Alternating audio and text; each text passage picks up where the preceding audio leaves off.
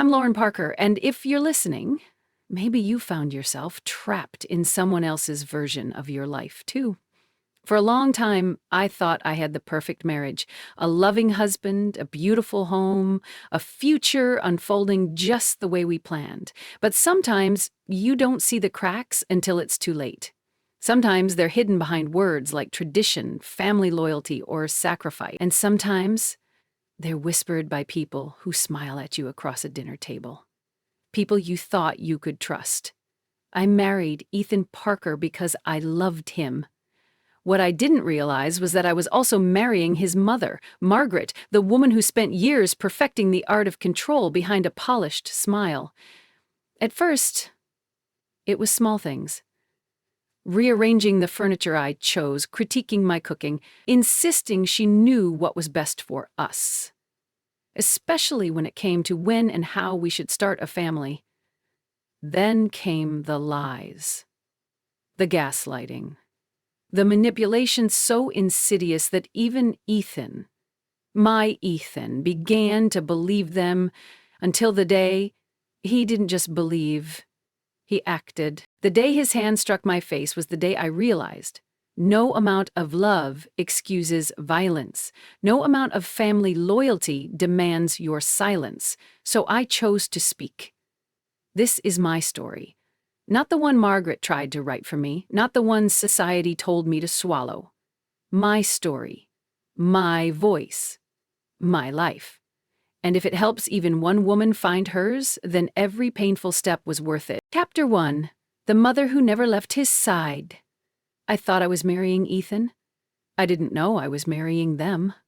That thought haunted me more than I cared to admit. Even now, as I stood in our sun-drenched kitchen slicing vegetables for another one of Margaret Parker's famous Sunday dinners, I could see it.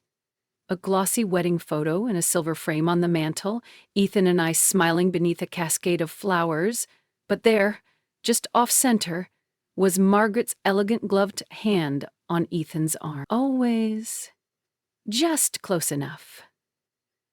I'd once believed I was building a marriage based on love and partnership, but now, almost a year in, it felt more like occupancy. Like Margaret had never moved out of Ethan's life. Worse, sometimes it felt like she was moving into mine. I wiped my hands on a dish towel and checked the roast. Almost done. The table was already set. Margaret had very specific ideas about table settings. White linens, stemmed glasses, candles at least 8 inches tall, no scented ones. I'd made that mistake once, never again. "Jess says hi," I called out, glancing toward the living room where Ethan sat hunched over his laptop. He replied distractedly, not looking up. I sighed. Jessica Moore, my best friend since college, had been warning me about this slow erosion for months now. "Come on, Lore, can't you see what's happening? She's marking her territory." I'd laughed her off at first, but lately, it wasn't so funny. The doorbell rang precisely at 4. Margaret Parker did not do late. I smoothed my dress, squared my shoulders, and opened the door. "There you are, dear." Margaret swept in with her signature Chanel perfume clouding the air, 2 bags looped over one arm. "I brought those new French candles Ethan likes, and a little something for the kitchen, you'll see." Before I could protest, she breezed past me, kissing Ethan on the cheek. He finally looked up, smiling in that boyish way I both loved and dreaded. "Hi, Mom." "Darling." She cupped his face for a moment too long, then glanced my way. "And Lauren, you look, well..." Her gaze swept over me, cataloging everything. "Thanks. Dinner's almost ready." "Oh, don't fuss. You always fuss." She set down her bags and began rearranging the table settings I had so carefully prepared. "These forks should be on the left, sweetheart. And really? No place cards? I thought I'd taught Ethan better." I opened my mouth, closed it. Another small battle I wouldn't fight. By the time we sat down to eat, I was already exhausted. Ethan was animated, chatting about a new case at the firm. Margaret nodded, inserting small barbs where she could. I hope you're keeping a proper home, Lauren. Ethan works so hard. He deserves peace here. He does. I replied tightly. We both do. Margaret arched a brow, the unspoken correction hovering between us. He deserves peace. You should be the one providing it. As the plates cleared, she leaned forward conspiratorially. You know, dear, Ethan's father always said a man's success depends entirely on the woman beside him, and I was always there for him. Every decision, every step. I forced a smile. That's admirable. Margaret's eyes glittered. Of course. Times are different now. Women today, a pause, a glance at me, seem to think independence matters more than devotion. And there it was, another shot across the bow. That night, after Margaret finally left, after I'd scrubbed every dish while Ethan absently scrolled on his phone, I sat alone in our bedroom and stared at that wedding photo again. She's moving in, Jess had warned. I reached for my phone and typed out a message. Jess, you were right. It's happening, and I don't know how to stop it. Jessica replied almost instantly. Of course it's happening. The question is, what are you going to do about it? I stared at her message, thumb hovering over my screen. What was I going to do? I'd spent the better part of a year hoping things would settle, that Margaret's presence would fade once she trusted that Ethan and I could handle our lives. But the opposite had happened. The more comfortable I tried to make her feel, the deeper her roots seemed to grow. And Ethan? Ethan didn't see it. Or worse, he didn't want to talk to him. Jess sent another message. Tonight, before it gets worse. She was right. I couldn't keep folding myself smaller just to fit Margaret's expectations. I needed to reclaim my space, my voice. I found Ethan in the living room, laptop closed, watching some crime drama on mute. The glow from the TV flickered across his face, making him look younger, almost boyish again. Hey, I began softly. He smiled. Hey, everything okay? I sat beside him, fingers twisting the hem of my sweater. I need to talk to you about your mom. The smile faded, his shoulders stiffened. What about her? I took a breath. She's here, a lot, and when she is, it feels like this isn't my home anymore, like I'm just a guest in a place that's supposed to be ours. Ethan frowned. Lauren, she's trying to help, you know that. Is she? My voice trembled despite myself, because sometimes it feels like she's trying to replace me. He shook his head, exhaling sharply. You're reading into things. She just loves me, wants to be involved. I know she loves you. But I'm your wife, Ethan, and right now I feel like I come second, sometimes third. A beat of silence stretched between us. Then he said quietly, Mom lost Dad so suddenly. I'm all she has. And I get that, I replied. But what about what I need? What about us? He rubbed his temples. You're overthinking this. She's not trying to compete with you. I swallowed hard. Then why does she correct everything I do? Why does she rearrange our home? Why does she constantly remind me how perfect things were when she ran a household? Ethan looked down. She's just used to being needed. It's harmless. It's not harmless to me. The words hung in the air, heavier than I expected. After a long pause, he sighed. Look, I'll talk to her. Maybe ask her to give us a little more space. Hope flickered. Thank you. But, he added quickly, don't make this a fight between us, Lauren, please. She's my mom. I bit back the 1,000 things I wanted to say. She's also my jailer in this house. But instead, I just nodded. For now. That night, lying awake beside him, I watched the ceiling fan spin in slow circles. I wanted to believe he would talk to her, that things would shift. But a part of me, a part I hadn't dared voice even to Jess, knew that Margaret didn't give space. She took it. And once she had it, she never let go. I turned on my side, staring at the faint glow of my phone screen. Jess's last message blinked back at me. Stand your ground, because if you don't, she'll take everything. Somewhere deep inside, something hardened. I wouldn't let that happen. Not anymore. Will Lauren's decision to finally confront the invisible grip Margaret holds over her marriage push Ethan to choose sides? How far would you go to protect the life you've built when someone is quietly taking it apart? Stay with us, because in Chapter 2, Lauren's first step toward reclaiming her place will set off consequences she never imagined. Chapter 2, The First Crack in the Perfect Marriage. The day I held the positive test, I knew it wasn't just my secret anymore, it would be her new weapon. It had started as a whisper in my body, a queasy morning here, an unusual fatigue there. I dismissed it at first. Stress, maybe, from trying to navigate life between Ethan and Margaret's invisible lines. But when the nausea sharpened and the calendar stared back at me with an unmissable gap, I knew something had shifted inside me. And it wasn't just the balance of power in my marriage. The drugstore was mercilessly bright, aisles humming with bored pop music.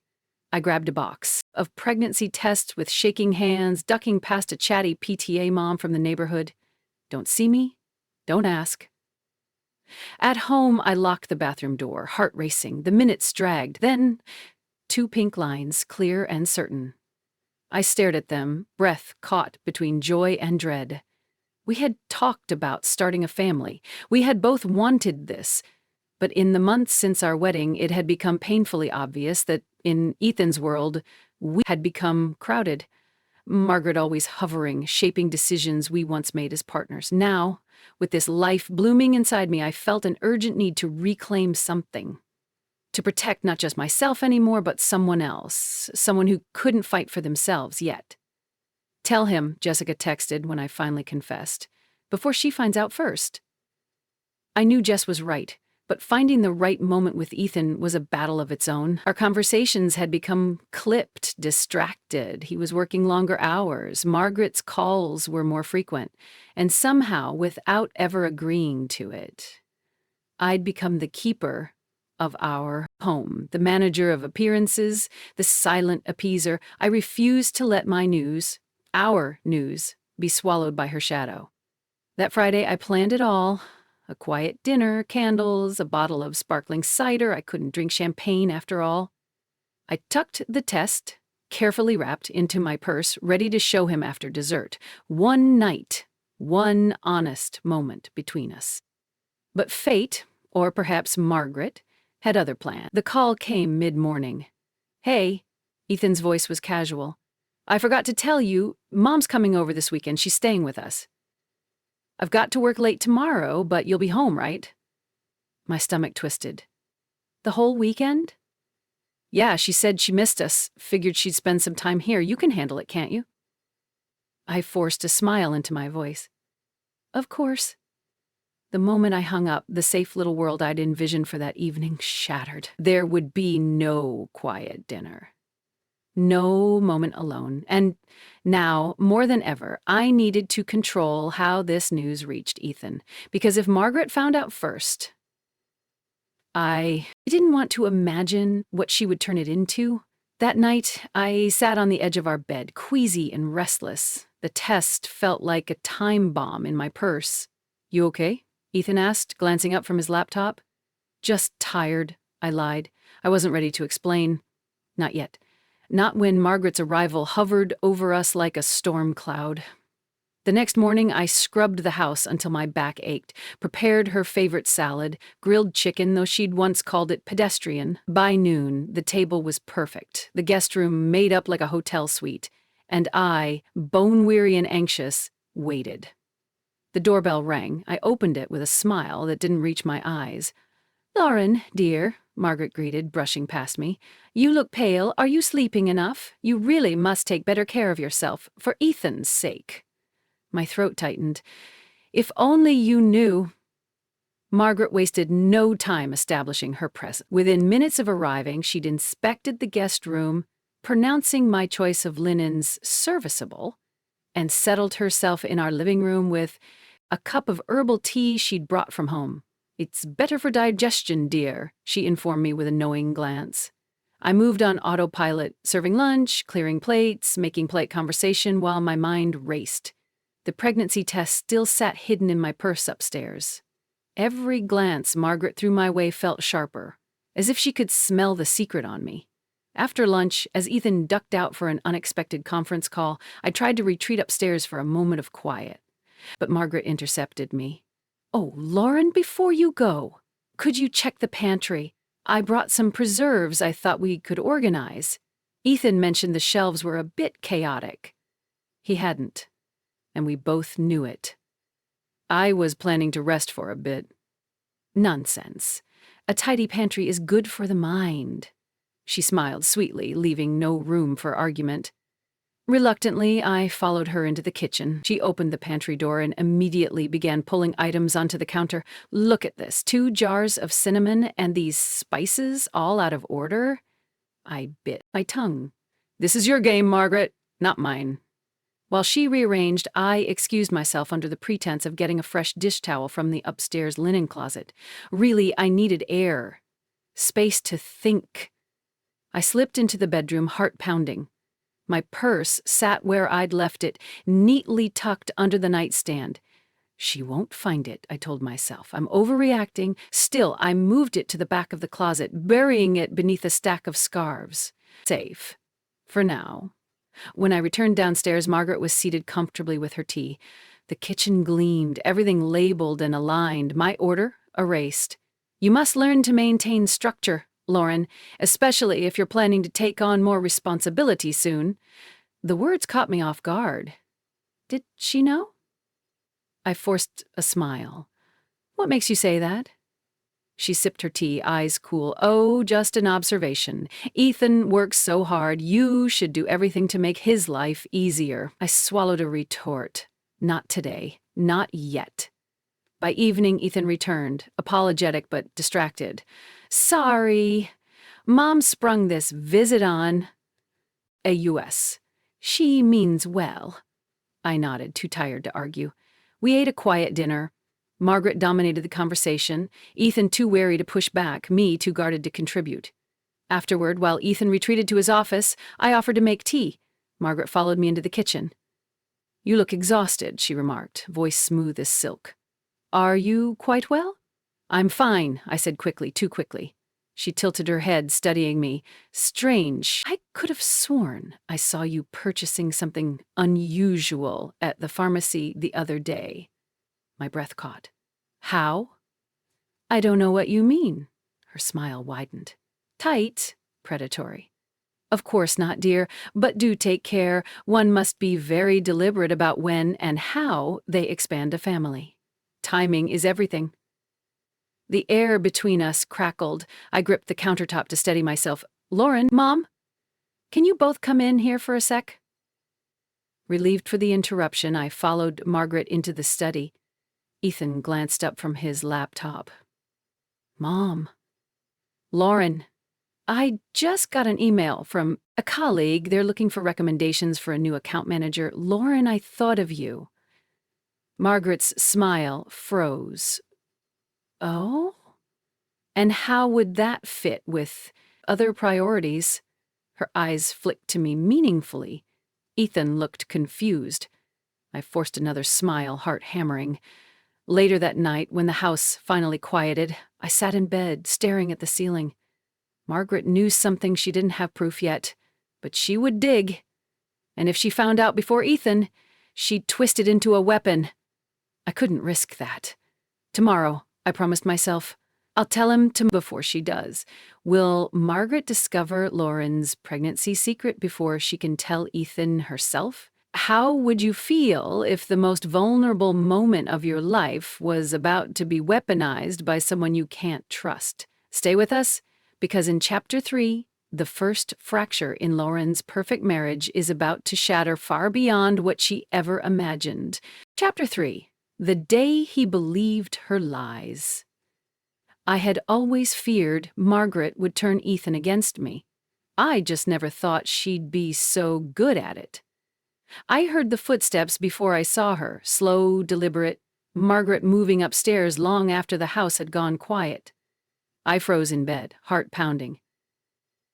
Had I locked the closet? Had I pushed my purse far enough out of sight? The soft creak of the guest room door, then a pause.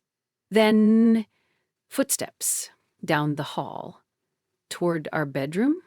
I slipped out of bed as silently as I could, pulling on my robe.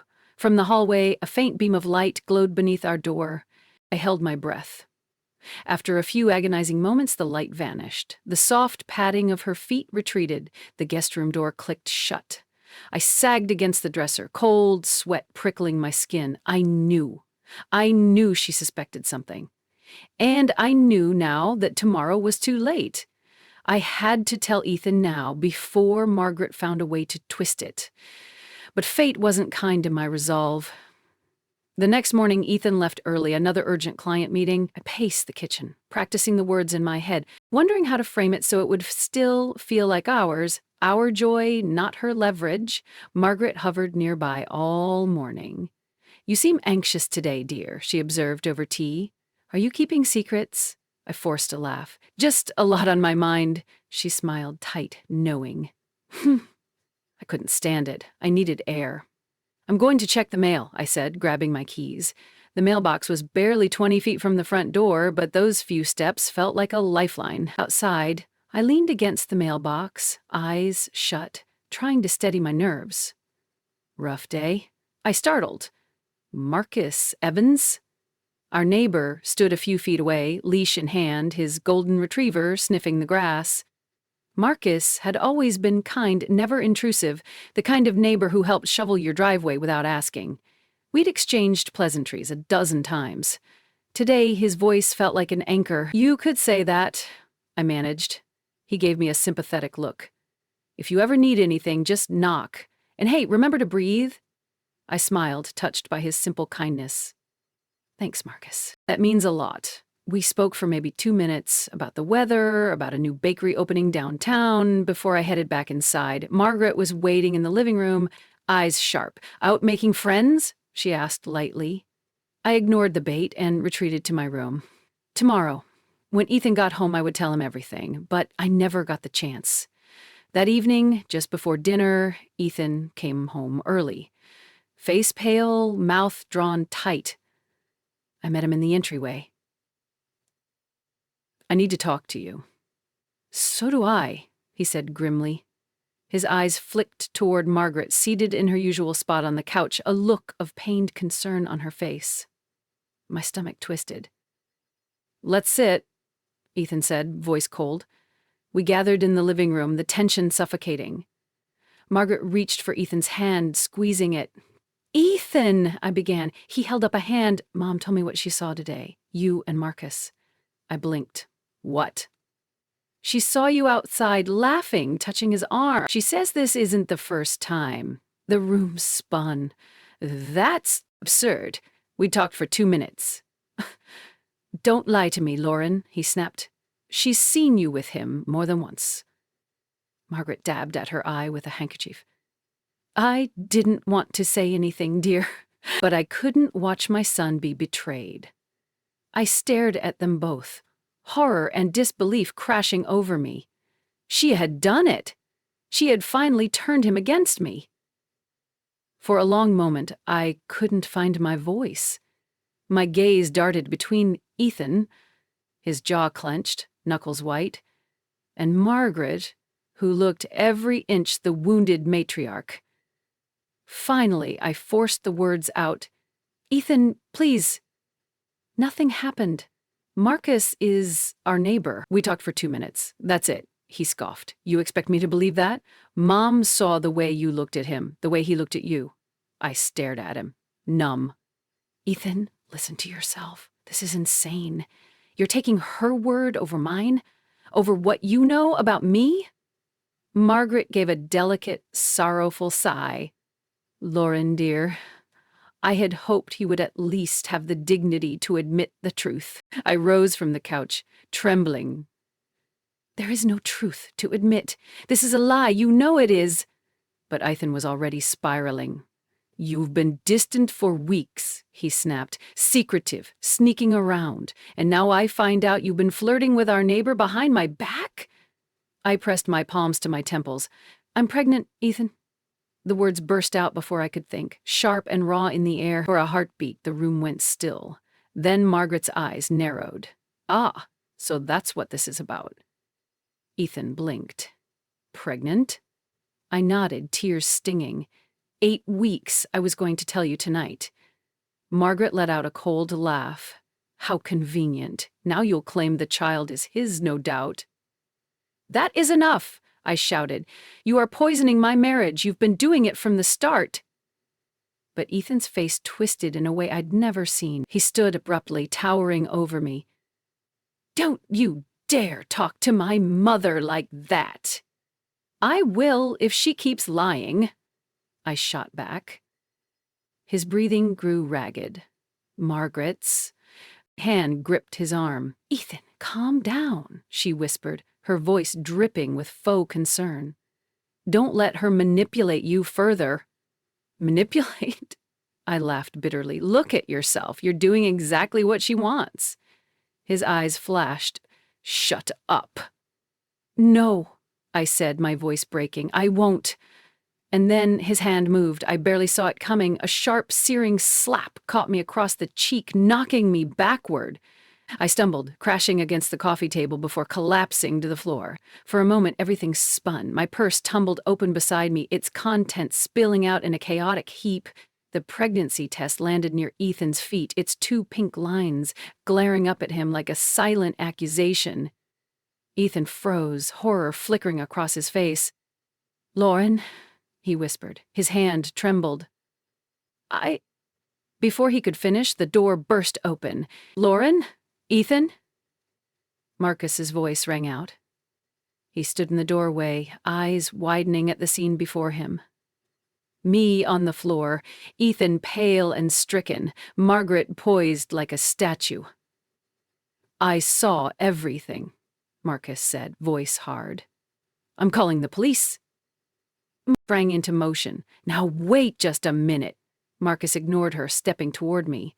Lauren, are you okay? I touched my cheek, dazed. The sting of the slap radiated deep into my bones. I think so, I whispered. Margaret's voice rose. This is a family matter. You have no right. But Marcus had already dialed. Yes, I'd like to report a domestic assault, he said crisply into the phone. Yes, right away. Ethan slumped onto the couch, head in his hands. I didn't mean to, he murmured. God, what have I done? Margaret turned on me, eyes blazing. Look what you've caused. But for the first time, her words had no power. I looked at her, at Ethan, and something inside me snapped into place. No more, never again. Outside, sirens wailed in the distance, growing louder by the second. Will Lauren find the strength to tell the police the whole truth when the flashing lights arrive at her door? How would you face the man you once loved after he's crossed a line that can never be undone? Stay with us, because in Chapter 4, Lauren's fight for her voice, her safety, and her unborn child is only just beginning. Chapter 4. The price of speaking the truth. I had already lost my husband, but I wasn't going to lose myself. The living room smelled faintly of spilled tea and fear. Red and blue lights pulsed through the windows, casting sharp shadows across the floor where I still sat. Cheek burning, heart racing. 2 officers entered, their presence crisp and professional, a man and a woman. Their eyes swept the room, taking in the overturned purse, the pregnancy test. Ethan slumped on the couch, Margaret stiff and glaring, and Marcus standing protectively at my side. Ma'am, are you injured? The female officer asked, kneeling beside me. I touched my cheek. The sting had dulled, but the bruising would come. I'm okay. She looked me square in the eye. Did he hit you? Every instinct screamed at me to smooth it over, to say it wasn't that bad, to protect Ethan. But Marcus' words echoed in my mind. Don't protect him. Not this time. I drew a breath. Yes, he hit me, hard enough to knock me down. The words felt foreign and freeing all at once. The officer nodded. We'll need to take statements from everyone. Margaret stepped forward, voice syrupy. Officers, this was simply a family misunderstanding. Emotions ran high, but truly, the male officer held up a hand. Ma'am, we'll speak to you in due time. Marcus gave me a small nod of encouragement. I straightened my spine. For the next hour, I told them everything. The argument, the lies, the slap. I left nothing out, not even the fact that I was pregnant and had intended to tell Ethan that night. Margaret, when questioned, clung to her version that I had driven him to a moment of understandable frustration. Her words dripped with performative sorrow. I only wanted to protect my son, she insisted. Lauren has been distant, erratic, and now this so-called pregnancy.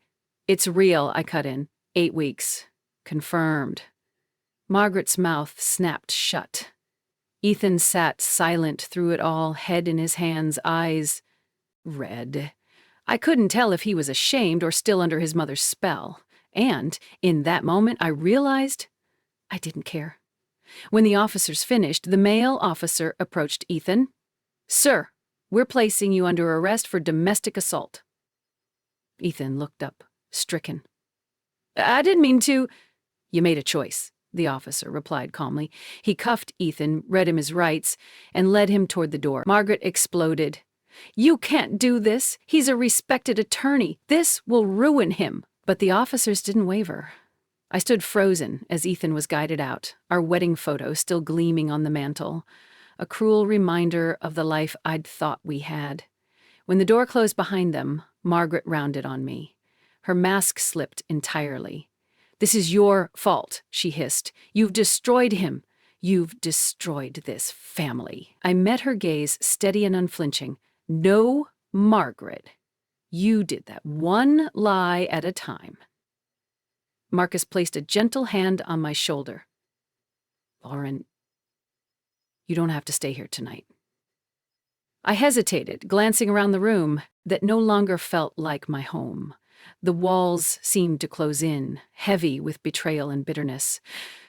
I'll pack a bag, I said quietly. Margaret's voice followed me up the stairs. You think this is over? You think you've won? You have no idea what I'm capable of. And for the first time, her threats didn't frighten me. They fueled me. I moved through the house like a ghost, packing essentials into a small overnight bag. Clothes, toothbrush, the file with my doctor's confirmation of the pregnancy, the positive test. I tucked it carefully between folded sweaters. Each drawer I opened seemed to mock me with memories. Birthday cards from Ethan, our honeymoon photo album, little notes we used to leave for each other. All of it felt hollow now. Downstairs, I heard Marcus speaking in low tones to someone on the phone, likely Jessica. When I descended, bag in hand, Margaret was pacing like a caged animal. You can't leave, she snapped, spotting me. Running will only make you look guilty. I met her gaze evenly. I'm not running. I'm choosing peace, something this house hasn't known since you inserted yourself into our marriage, she laughed, a brittle, sharp sound. Peace? You've destroyed it. And you think airing this filth in public will help your unborn child? I didn't answer. Some truths needed no defense. Marcus opened the front door. Jessica's on her way. You'll stay with her tonight. I nodded gratefully. Margaret's parting words followed me onto the porch. Don't think this is over. I will protect my son's reputation. And I'll make sure everyone knows what kind of woman you really are. I didn't look back. Jessica arrived within 15 minutes. Eyes blazing, arms open. You did it, she whispered as she hugged me. You told the truth. I'm so damn proud of you. But pride was tangled with exhaustion, grief, and a quiet dread of what would come next. At Jessica's apartment, I showered, letting the hot water scald away the worst of the night, but no amount of steam could wash away the bruise blooming on my cheek or the deeper bruises beneath it. The next morning, the fallout began. Jessica was scrolling through her phone when she cursed under her breath. She's already spinning it. She handed me the screen. There it was. Margaret's post in a local private Facebook group, carefully worded, "Our family is going through a difficult personal matter. Sadly, Lauren has been struggling emotionally and tensions boiled over. Please respect our privacy as we focus on healing." I stared at it, heart hammering. Beneath the post, sympathetic comments poured in, sending prayers. "So sorry, Margaret. Hope your son is okay. These young wives today, they're so fragile." Tears stung my eyes, not from sadness, but fury. "She's painting you as unstable," Jessica growled. "She's going to try to turn the whole town against you." I took a shaky breath. "Then I won't stay silent anymore." Jessica's eyes sparkled. "That's the Lauren I know." Over the next 2 days, I worked with a lawyer Jessica recommended, a sharp woman named Rachel Levin. She helped me file a restraining order against Ethan, protecting both me and the baby. Margaret, of course, was furious. Through back channels, I heard she was calling Ethan's firm, spinning her version of events to shield his career. She also contacted mutual friends, feeding them half-truths and outright lies. But something inside me had shifted. I wasn't the same woman who used to smooth over Margaret's sharp edges for the sake of harmony. Harmony was a lie. Rachel suggested I gather evidence, texts, emails, anything that could show Margaret's long-term pattern of manipulation. I began compiling it late into the nights, pouring through old messages with shaking hands, and that's when I found it. An old voicemail, buried in my archives, Margaret's voice, clear as a bell. "Ethan doesn't need to know everything, dear. Some things are better handled quietly. Between us women." My pulse quickened. It wasn't a smoking gun yet, but it was a start. What will Lauren do with the explosive recording that could finally expose Margaret's lies to the world? If you held the key to defending your truth, would you dare use it, knowing the storm it would unleash? Stay with us. Because in Chapter 5, Lauren's fight to reclaim her voice will ignite a battle that no one in the Parker family will be able to ignore. Chapter 5. The Family That Was Never Mine. Blood may bind, but sometimes the sharpest knives come from those closest to your heart. I stared at the anonymous email for what felt like hours. If I have to ruin her to keep my son safe, I will. Margaret's voice. Calm, cold, deliberate. A smoking gun. My fingers trembled as I forwarded it to Rachel. A few seconds later, my phone rang. "It's enough to start," Rachel said. "We'll need more if we want to completely dismantle her credibility, but this is powerful." For the first time since that awful night, I felt a spark of control flicker inside me. "You wanted a fight, Margaret. You're about to get one." Jessica and I spent the next morning sifting through every scrap of digital history I had. Emails, texts, voicemails. Buried among years of polite exchanges and passive-aggressive comments, we pieced together a clear pattern. Margaret's need to dominate, her subtle digs, her strategic isolation of me from Ethan. "You were never meant to be her daughter-in-law," Jessica muttered, scrolling through an old email chain. "You were competition. You still are." A lump rose in my throat. I'd known it, of course, but seeing it laid bare, undeniable, cut deeper than I expected. As we worked, another unexpected ally appeared. Rachel called. I spoke with Meredith Cole. I blinked. Meredith. Margaret's estranged sister, Ethan's aunt. She reached out after hearing what happened. She wants to meet. I hesitated. Why? She says she has information you need. We met at a small cafe in Cambridge, neutral ground. Meredith arrived wearing oversized sunglasses and a trench coat, as if trying to stay invisible, but when she removed them, her eyes were kind. Sad. "I'm so sorry it took this for us to finally speak," she said softly. "I should have reached out sooner." I swallowed my instinctive wariness. "Why now?" She sighed. Because you need to know what you're up against. Over 2 cups of lukewarm coffee, Meredith told me stories that made my blood run cold. Margaret has always been this way, she began, controlling, manipulative. After Ethan's father died, it only got worse. She leaned closer. Did you know Ethan had a serious girlfriend in college? I shook my head. Her name was Amelia, smart, kind. They were in love. But Margaret, she destroyed it. Little lies here, a few planted suspicions there. Before long, Ethan doubted everything. The girl left him, heartbroken. Tears pricked my eyes. How many lives had Margaret poisoned in her crusade to keep Ethan tethered to her? She told the family she was protecting him, Meredith continued. But really, she was protecting her place in his life. I clenched my hands beneath the table. And now she's trying to do the same to me, Meredith nodded. But this time, she's underestimated you and me. She handed me a small flash drive. This contains emails between Margaret and a mutual acquaintance, proof she's been orchestrating this smear campaign against you. I stared at it, throat tight. Why help me? Because I've watched her do this too many times, Meredith said simply. It's time someone stopped her.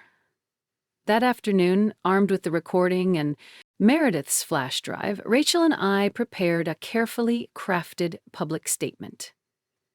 We're going to control the narrative, Rachel said. Not Margaret.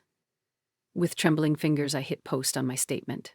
Attached the audio clip of Margaret's threat.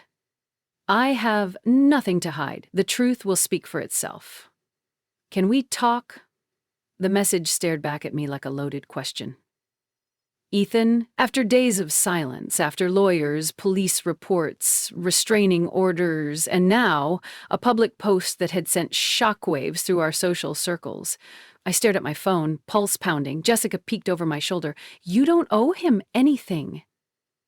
I know, I whispered, but part of me, deep, wounded, unfinished, needed answers. Needed to see if the man I'd married still existed under Margaret's shadow. Okay. Public place. Tomorrow. Noon. I hit send before I could second-guess myself. We met at a small park near downtown Boston. Safe, neutral.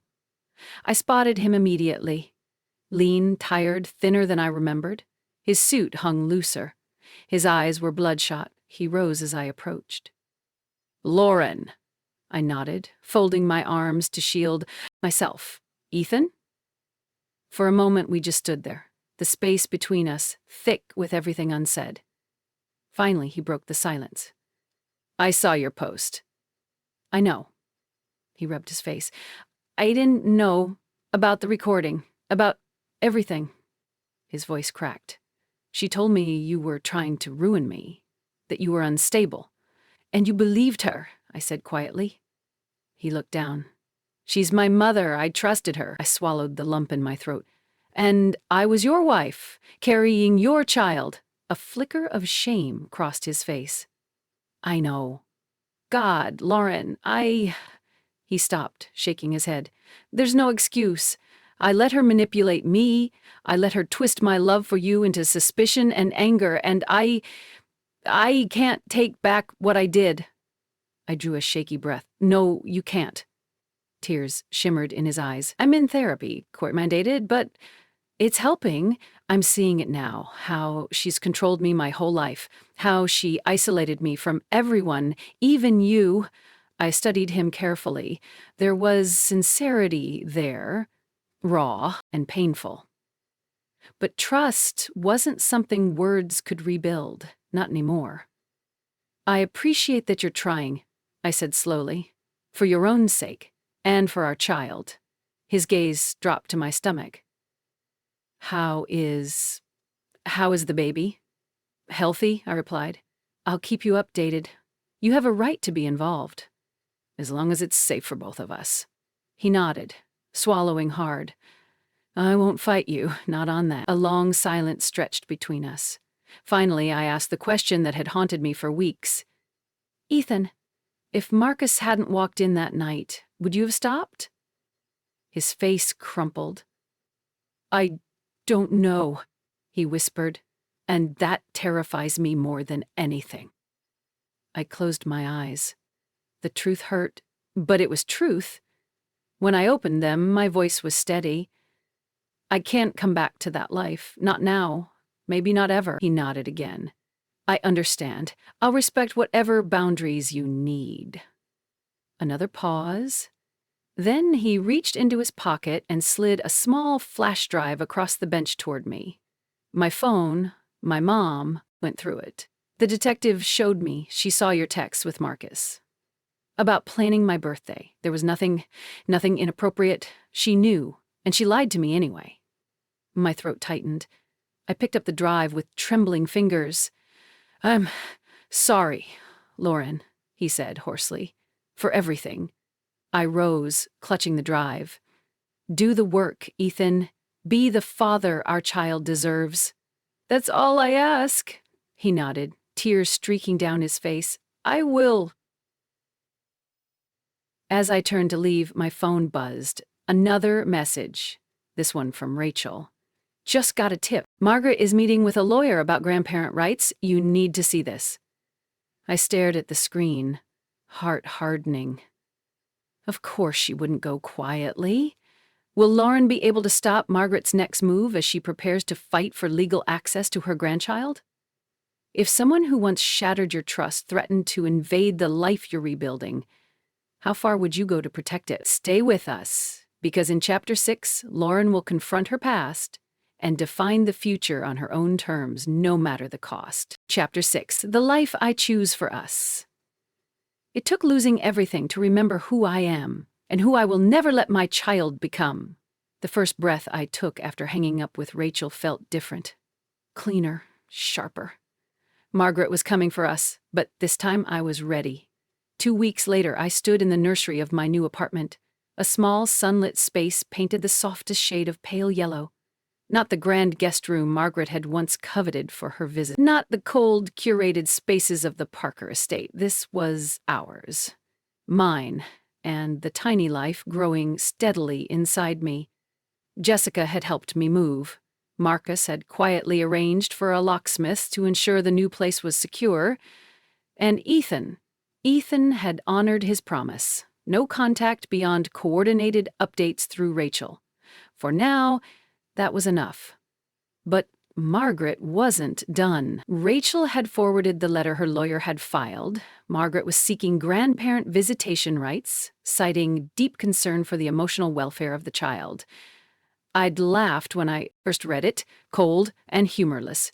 Emotional welfare? From the woman who shattered her son's marriage and tried to destroy my name?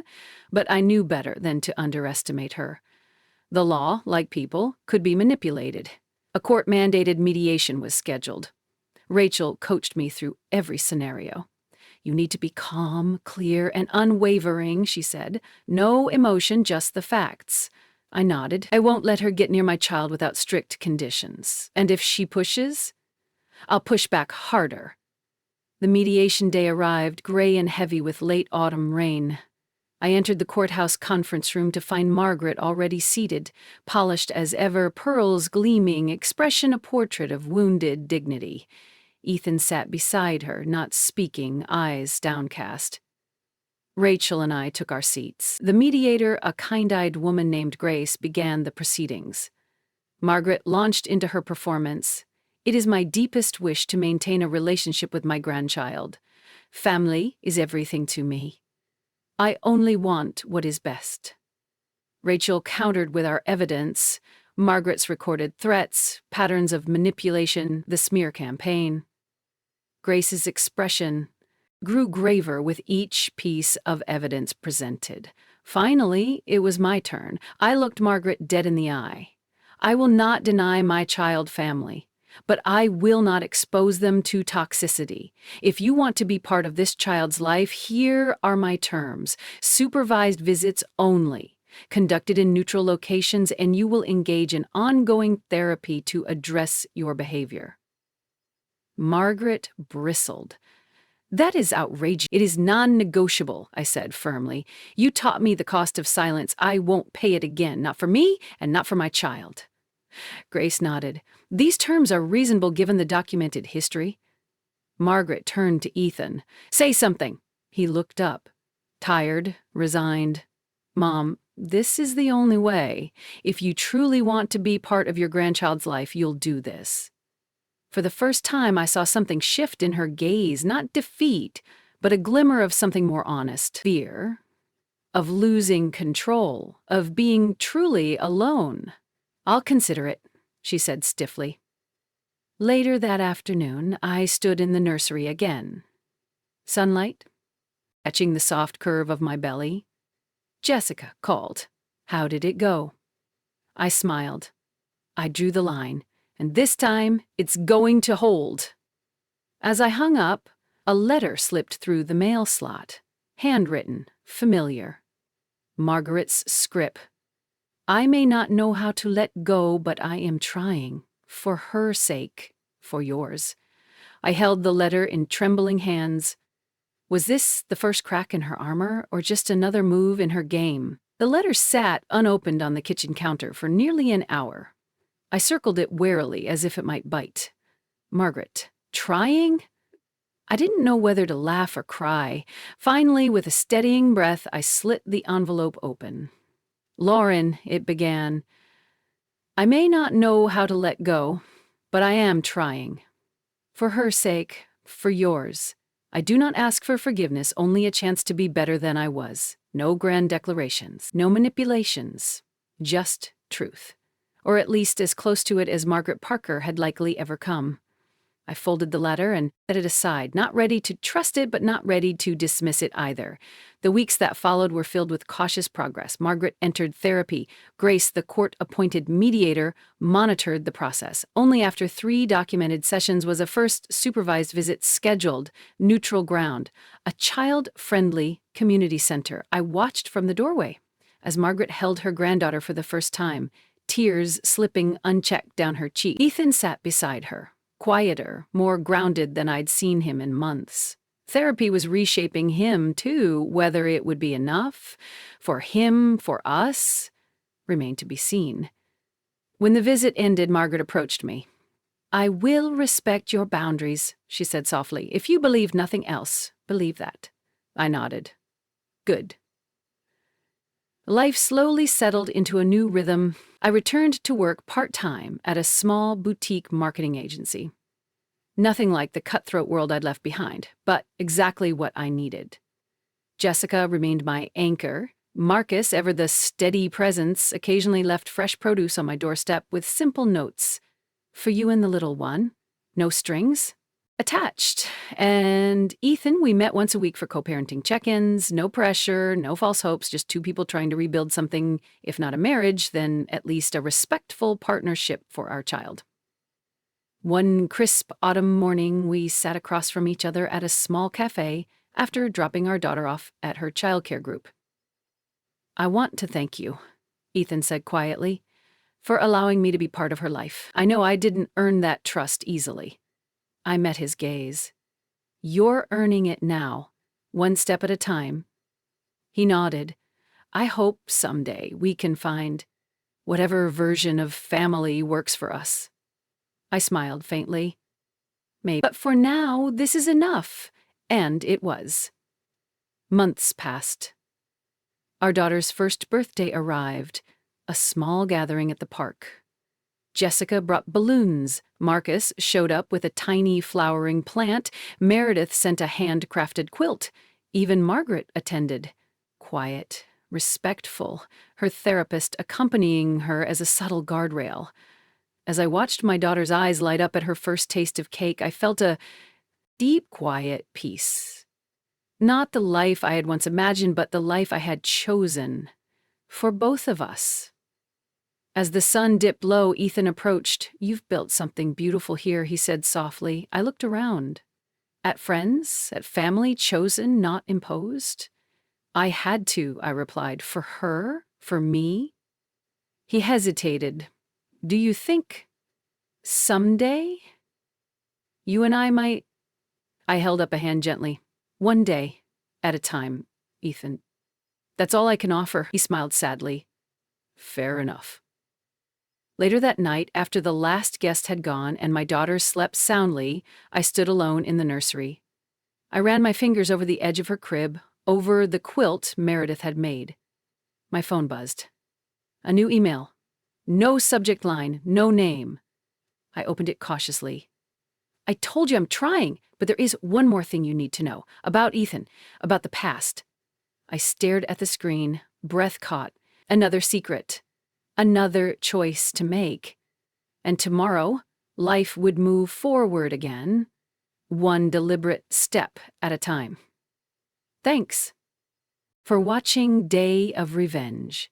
If you love drama, secrets, and jaw-dropping twists, you're in the right place. Don't forget to like, comment, and subscribe for more incredible stories.